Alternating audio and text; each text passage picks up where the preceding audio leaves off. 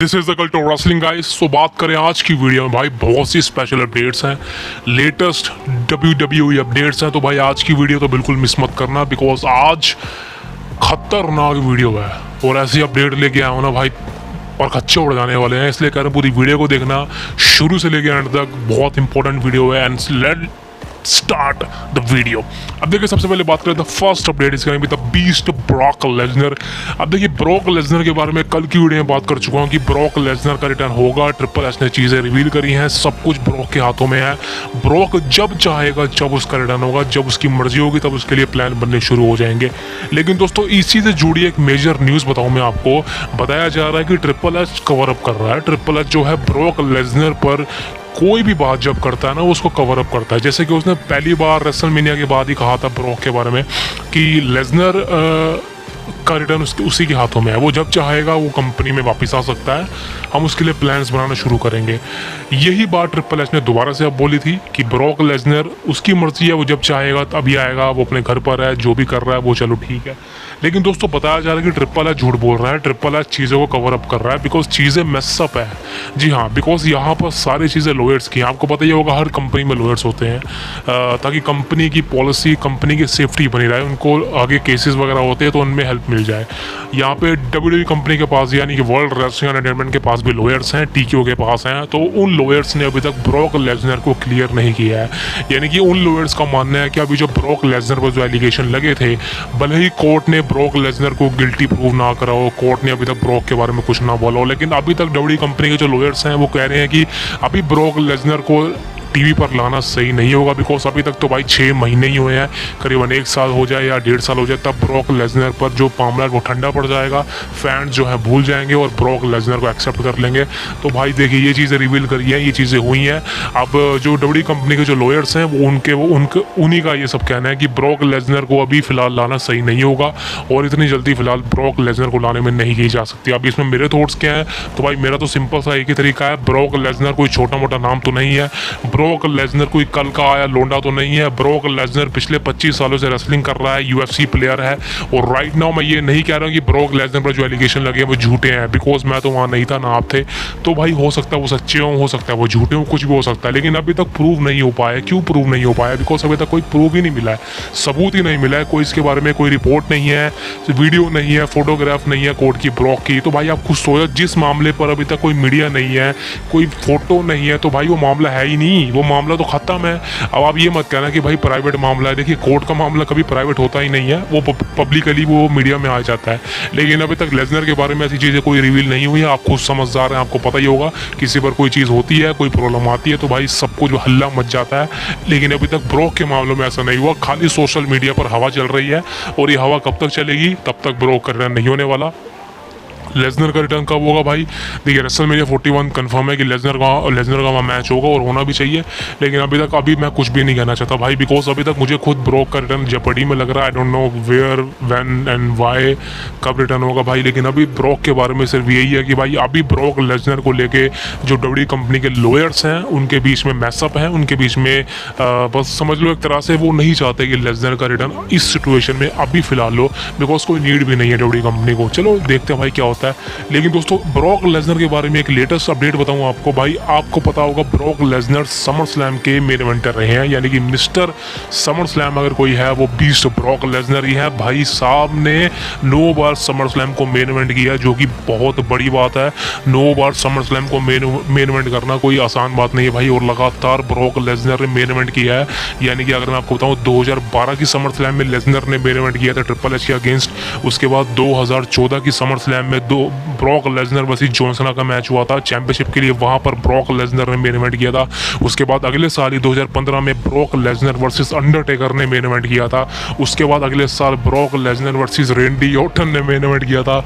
उसके अगले साल 2017 में ब्रॉक लेसनर ने अपना यूनिवर्सल टाइटल फैटल 4वे मैच में डिफेंड किया था जहां वो मेन इवेंट मैच था। उसके अगले साल भी ब्रॉक लेसनर ने अपना यूनिवर्सल टाइटल मेन इवेंट में डिफेंड किया था अगेंस्ट रोमन रेंस। उसके 2 साल बाद यानी कि 2019 में अगले साल ही ब्रॉक लेसनर ने सेथ रॉलिंस के अगेंस्ट अपना यूनिवर्सल टाइटल डिफेंड किया था। एंड उसके बाद आपको पता ही होगा भाई 2021 में रिटर्न हुआ ब्रॉक का, 2022 की समर स्लैम में मेन इवेंट किया था ब्रॉक ने लास्ट मैन स्टैंडिंग मैच में। तो भाई 9 बार मेन इवेंट करना रेसलमेनिया को लगातार बहुत बड़ी अकम्पलिशमेंट होती है। तो आई थिंक कहीं ना कहीं मिस्टर समर स्लैम वाकई में ब्रॉक लेसनर है। और सही बताऊँ तो भाई रियलिटी बता रहा हूँ, ब्रॉक लेसनर एक वो सुपरस्टार है जो सही में भाई इज़ अ रियलिस्टिक मैन। अब दोस्तों बात करें अगली अपडेट के बारे में। देखिए ये अपडेट वैसे मैं कवर नहीं करता हूँ, लेकिन भाई ये सोशल मीडिया पे बड़ी बवाल मचा हुआ है इसके बारे में। ये मैं करना चाहता हूँ टोनी स्टॉर्म के बारे में। भाई टोनी स्टॉर्म कौन है आपको पता होगा, ये डब्ल्यूडब्ल्यूई कंपनी में थी, लेकिन भाई इसको कंपनी से रिलीज कर दिया गया, जो कि मेरे अकॉर्डिंग डब्ल्यूडब्ल्यूई कंपनी का सबसे बदतर डिसीजन था इस सुपरस्टार को रिलीज करना। बिकॉज जो इस बंदी ने दूसरी कंपनी में यानी कि ऑल एलिट रेसलिंग में जाके काम किया है, भाई उस लेवल की ये डीवा बन चुकी है वहाँ पर कि एक मेन इवेंटर है, चैंपियनशिप होल्डर है, यानी कि टोनी स्टॉर्म की बात कर रहा हूँ मैं। भाई मैं सिर्फ एक ही चीज़ कहना चाहता हूँ भाई, अगर कोई बंदा सक्सेसफुल हुआ है कंपनी में रिलीजिंग के बाद अभी तक, तो भाई वाकई में कहना चाहता हूँ वुमेन डिवीजन के अंदर वो टोनी स्टॉर्म है। वाकई में भाई ऑल एलिट रेसलिंग के अंदर इसने कमाल का काम किया। और अभी आई थिंक इसकी स्टोरी लाइन चल रही है, किसके साथ चल रही है मुझे नहीं पता, लेकिन भाई सोशल मीडिया पर टोनी स्टॉर्म ने बवाल मचा रखा है अपने स्टोरी लाइन से, अपने करिश्मा से, अपनी रेसलिंग स्किल से। तो भाई बहुत बेहतरीन चीज़ है। और आई थिंक इनके बीच में जो मैच होने वाला मरिया में जो भी है, आई थिंक जो भी चीज़ें इनके बीच में कवर अप नहीं करता मैं, लेकिन चलो एक अच्छी स्टोरी थी जो मैंने सोचा कि बता दूं।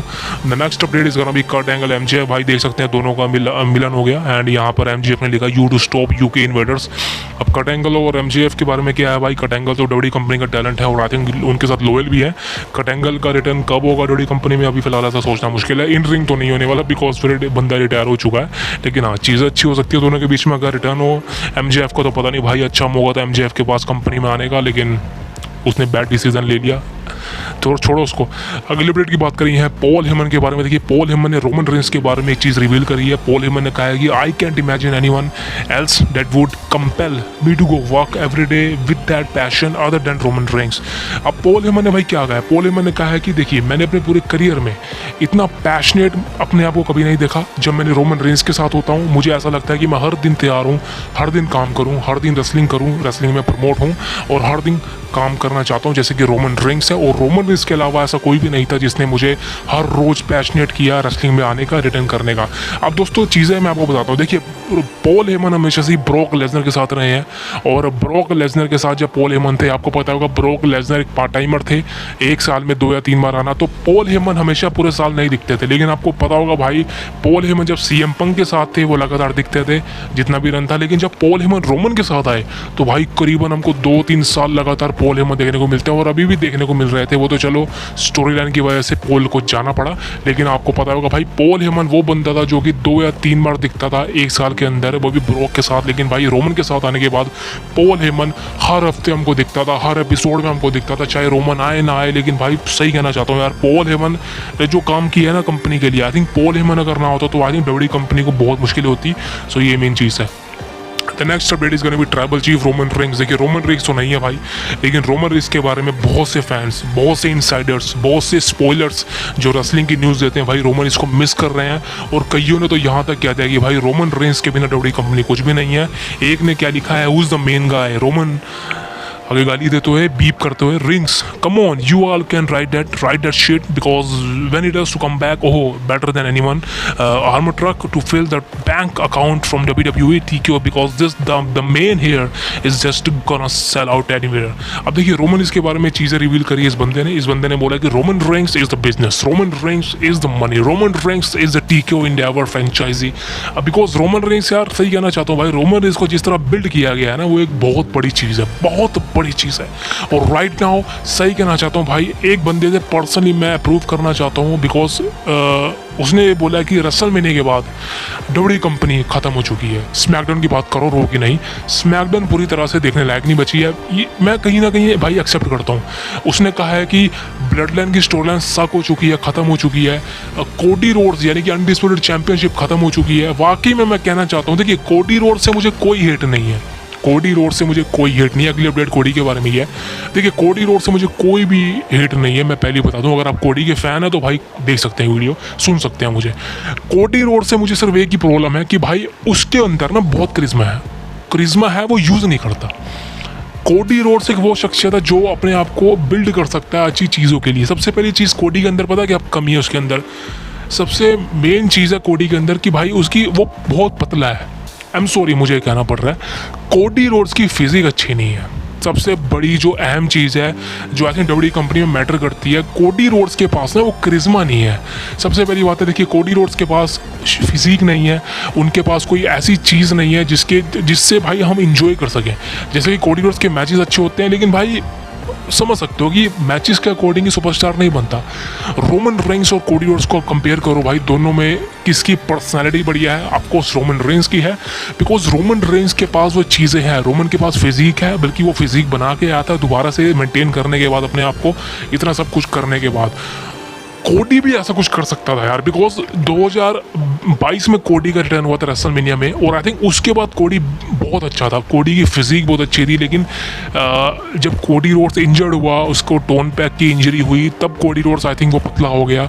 उसके बाद कोडी का रिटर्न हुआ, तब से कहीं ना कहीं कोडी रोड्स ना वो अनडिस्प्यूटेड चैंपियन, जो एक हैवी चैंपियनशिप है, जो एक मेन टाइटल है, वो मतलब वो होल्ड करके ना वो लगता नहीं वो चैंपियन है। बिल्कुल मैं सही कह रहा हूँ भाई, आप बिल्कुल एग्रीड करेंगे मेरी बात से। कोडी रोड्स उस तरीके का चैंपियन हमें फील नहीं होता जिस तरीके का रोमन रेंस था, जिस तरीके का सीएम पंक था, ब्रॉक लेसनर था, सैम लास्ट था। उस तरीके का भाई चैंपियन कोडी रोड्स कभी हमको फील ही नहीं होता जैसे कि जॉन सीना था।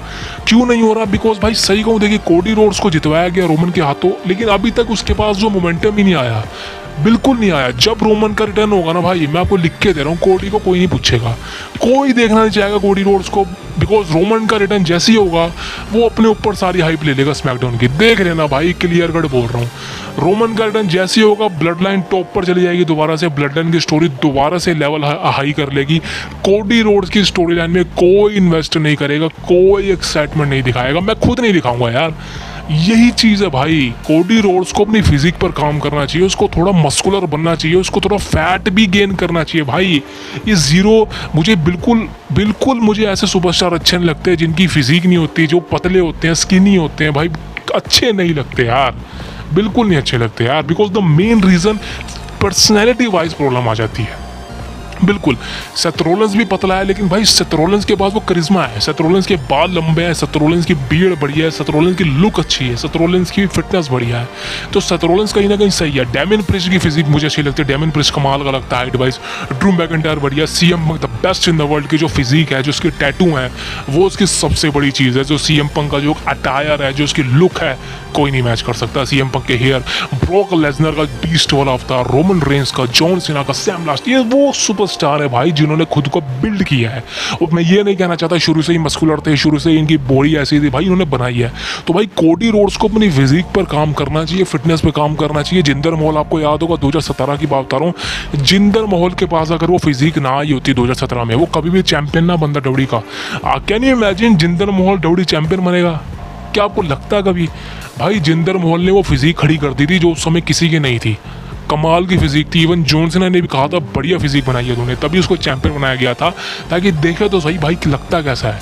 मैं ये नहीं कह रहा हूँ कि जिसकी फिजिक अच्छी होगी वही डब्ल्यूडब्ल्यूई कंपनी में सक्सेसफुल हो सकता है, चैंपियन बन सकता है, भाई ऐसा बिल्कुल भी नहीं है, ऐसा बिल्कुल भी नहीं है। सैमी ज़ेन की तो फिजिक भी नहीं है, तब भी वो एक अच्छा सुपरस्टार है ना, अच्छे लेवल का सुपरस्टार। देखिए वो बात नहीं है, लेकिन अगर आप चैंपियन है, अगर आप अनडिस्प्यूटेड चैंपियन है, आप डब्ल्यूडब्ल्यूई कंपनी के चैंपियन है, भाई आपकी रिस्पॉन्सिबिलिटी है कि आप अपने आप को बिल्ड करो, आप अपने आप को ऐसा अग्रेसिवली क्रिएट करो ना कि फैंस आपको मज़ा इंजॉय करें, जैसे कि रोमन को करा था, सबको करा था। लेकिन कोडी के पास ऐसा करिश्मा है नहीं भाई। वो सही कहना चाहता हूँ भाई, जितने लोग बोल रहे हैं ना कि रेसलमेनिया के बाद, रोमन के जाने के बाद स्मैकडाउन खत्म हो चुकी है, मैं बिल्कुल एग्री करूंगा। शुरू में अच्छा लगा था, लेकिन अब बोरियत हो चुकी है, और मैं सही चाहता हूँ भाई समर स्लैम के अंदर रोमन रेंस का रिटर्न हो जाए भाई, हो जाए। अब अगली अपडेट है रोमन रेंस के बारे में, ध्यान से सुनना। देखिए दोस्तों, अगली स्मैकडाउन में एक मैच होने वाला है, Tama Tonga Jacob Fatu versus DIY के बीच में, जो है टैग टीम चैंपियनशिप का मैच। अब दोस्तों मैंने आपको कुछ हफ्ते पहले बताया था कि रोमन रेंस, जी हाँ, the tribal chief Roman Reigns advertise है समर स्लैम से पहले स्मैकडाउन के लास्ट एपिसोड के लिए। आपको मैंने बताया था, रेसलमेनिया के बाद ही बता दिया था मैंने, ये चीज़ होने वाली है। अब दोस्तों लास्ट एपिसोड आने वाला है समर स्लैम से पहले का, बिफोर समर स्लैम, यानी कि हाउस शो होने वाला है लास्ट। अब दोस्तों यहाँ पर चीज़ें थी कि रोमन का रिटर्न होने वाला था, लेकिन रोमन को पुल आउट कर दिया गया था यहाँ से, कोई एडवर्टाइजमेंट नहीं थी। लेकिन दोस्तों आपको पता ही होगा नेक्स्ट वीक जो मैच होने वाला है इनके बीच में, देखिए जो ब्लड लाइन है वो टाइटल तो नहीं जीतने वाली, ये बात खत्म है। ब्लड लाइन टाइटल नहीं जीत सकती बिकॉज स्टोरी लाइन खराब हो जाएगी अगर टाइटल जीत लिया। इस मैच के अंदर क्या होगा, इस मैच के अंदर दोस्तों देखिए हो सकता है यहाँ पर किसी का रिटर्न होगा। अब रोमन रेंस का रिटर्न भी हो सकता है, जी हाँ रोमन का रिटर्न हो सकता है बिकॉज कई सोशल मीडिया पर ट्वीट किए हैं लोगों ने, मैं आपको दिखा दूंगा कि रोमन का रिटर्न होने वाला है, Roman is returning, Roman returning, Roman returning. तो भाई लोग एक्साइटेड हैं कि लेकिन क्या वाकई में रोमन का रिटर्न होने वाला है। अब दोस्तों देखिए मैं इस चीज़ को, इस न्यूज़ को अभी नहीं मानूंगा बिकॉज मेरे अकॉर्डिंग तो summer slam is the best place when you return Roman Reigns, because summer slam में अगर रिटर्न हो गया तो बेस्ट चीज़ है, अगर स्मैकडाउन में भी होगा तब भी अच्छी चीज़ है। लेकिन स्मैकडाउन में चीज़ें ना कहीं जल्दी हो जाएगी। SmackDown is not the biggest show that PLE, तो समझ सकते हो कि summer slam is the best place when you see the tribal chief, the head of the table Roman Reigns, the real undisputed champion.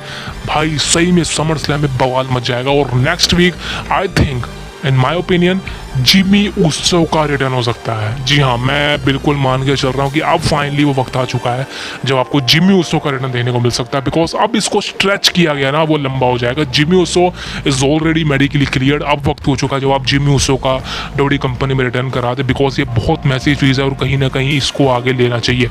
अब दोस्तों बात करें तो next update is gonna B PAT McAfee. दोस्तों देखिए पैट मैकेफे के बारे में सही सुना आपने, पैट मैकेफे WWE कंपनी को छोड़ चुके हैं।